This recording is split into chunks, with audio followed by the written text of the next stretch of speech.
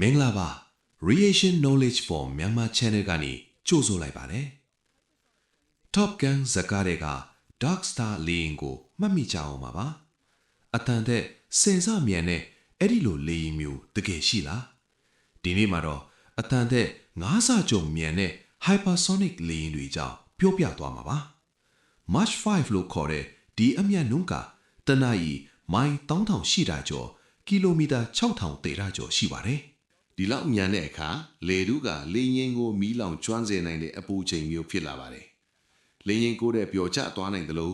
လေထုကပလာဇမာအဖြစ်ပြောင်းသွားပြီးဆက်သွယ်ရေးစနစ်တွေကိုဖျက်တောက်နိုင်ပါတယ်ဒါကြောင့်တာမန်တတူရဲ့အစားအထူးပြုလုပ်ထားတဲ့ကြွေပြား ceramic tiles တွေ carbon fiber တွေကိုသုံးရပါတယ်တာမန် jet engine တွေကဒီအမြန်နှုန်းမှာအလုံးမလုံးတော့ပါဘူးဒါကြောင့် scramjet supersonic conversion ramjet engine ကိုသုံးရပါတယ်ဒီ engine ကလေထုထဲကအောက်ဆီဂျင်ကိုဓာတ်ရိုက်စုပ်ယူပြီးအတန်ထက်မြန်တဲ့နှုန်းနဲ့လောင်ကျွမ်းစေတာပါ2004ခုနှစ်က NASA ရဲ့ X-43A လေယာဉ်ဟာဒီနည်းပညာနဲ့ Mach 9.6 အတန်ထက်10ဆနီးပါးအထိစံချိန်တင်နိုင်ခဲ့ပါတယ်လက်ရှိမှာ American တရုတ်ရုရှားတို့က